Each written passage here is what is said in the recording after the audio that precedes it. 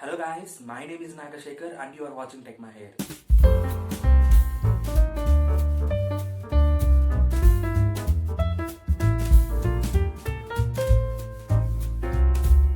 So in this series of videos, I wanna talk about top 15 interview questions that are asked for top MNCs like TCS, Infosys, Wipro, Cognizant and Capgemini.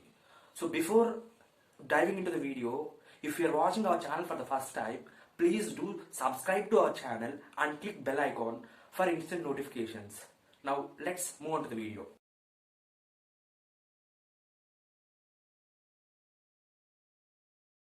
So now let us talk about class and an object. I want to differentiate class and object in three main areas. First one is a class is a blueprint and an object is an instance of a class.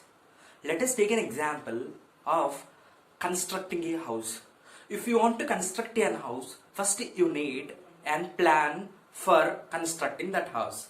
So this plan or a blueprint is called as a class, whereas if you want to construct an house using that plan, right, we use that plan to construct the house.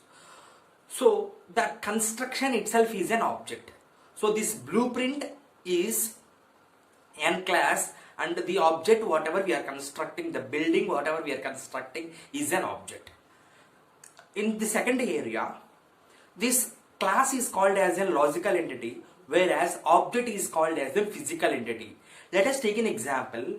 So you can see there is a class called as a furniture where we cannot touch it. There is a furniture but you cannot touch it.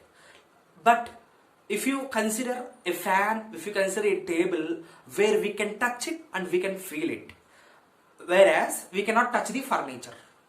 Coming to third example, if you go for an ATM, you see a class called as an ATM class, and if you insert a card into that ATM machine, then an object will be created.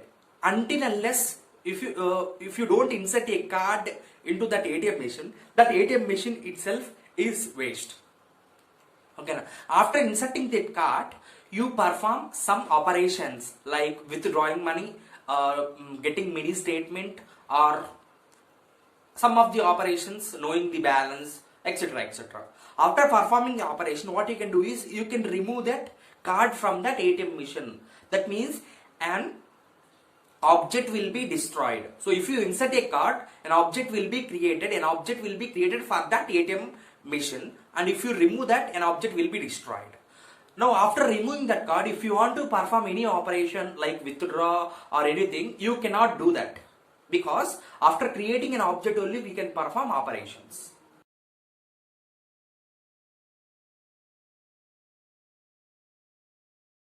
A polymorphism. Let us abbreviate that polymorphism. Poly means many, morphism means forms. Polymorphism means many forms. One thing, if it is existed in multiple forms or many forms, that is known as a polymorphism. Let us take an example of a human. A human is existed in many roles or many forms. If he is in house, he is acting as a father. If he is in office, he is working for an office. He is an office bearer. If he might be in different roles. He might be acting as a husband. He might be a father to his son. So, a human is the best example of an polymorphism. Let us take another example of polymorphism. See, if you want to render a pic from a camera, you are using a camera in different ways. You might take a pic using beauty mode or portrait mode or landscape mode.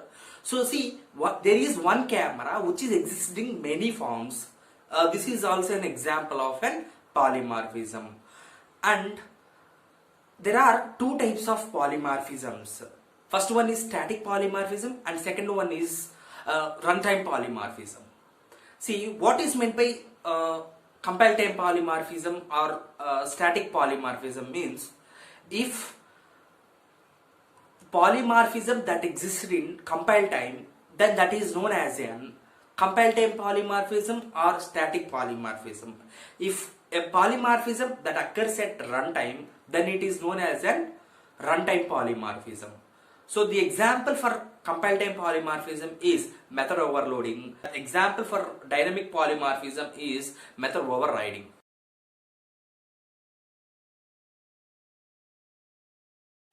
What is an encapsulation? The name itself says that encapsulation is nothing but, if you see a capsule, where you can see there are two parts in the capsule.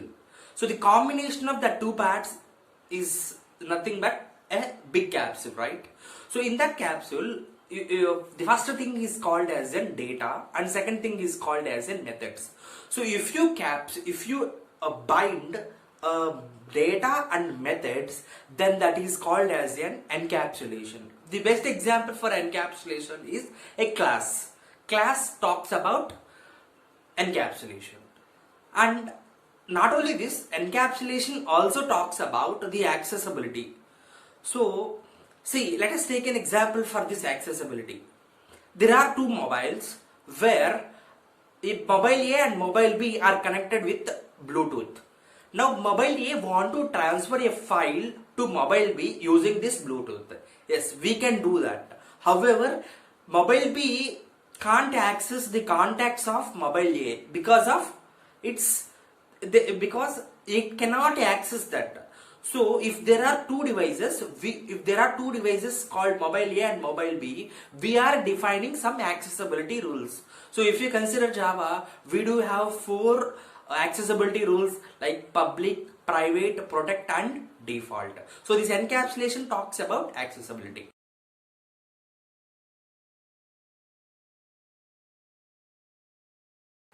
Abstraction. An abstraction is nothing but hiding of internal implementation and highlighting the set of services what user needs. So if you go to the ATM and if you see, if you insert a card and if you click on withdraw button, you don't know what is happening internally and you don't know what is the code written for that.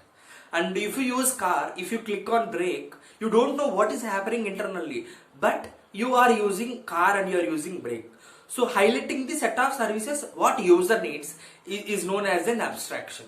So best example of an abstraction is, if you dial a call to your friend, what you are doing is you are entering the number and you are clicking on green button. Then automatically you are triggering to your friend and your friend is getting the call and your friend is also answering your call. So here you don't know what is happening internally. That is nothing but an abstraction. This abstraction in Java can be achieved using abstract classes and interfaces.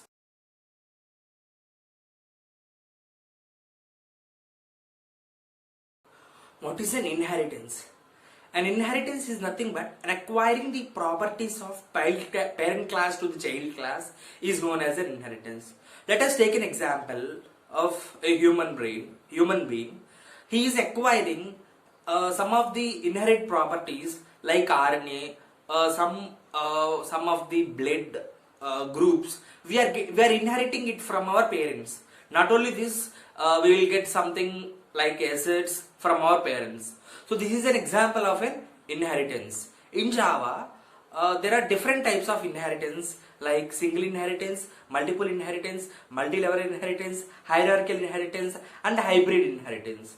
The one more example of this inheritance is, if you consider a mobile phone, basically in 1990s we do have a small phones that consist of calling, dialing a call, receiving a call, listening to music. However, whatever the mobiles in 2020, whatever we are getting, they are inheriting the basic features from that parent class. Okay, na?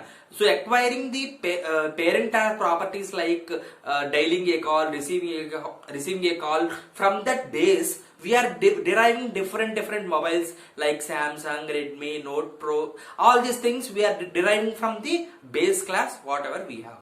That's it for this video, guys. Thank you for watching this video. Remaining questions will be discussed in next video. If you are yet to subscribe to our channel, please do subscribe to our channel and click bell icon for instant notifications, and please share it to your friends. Thank you.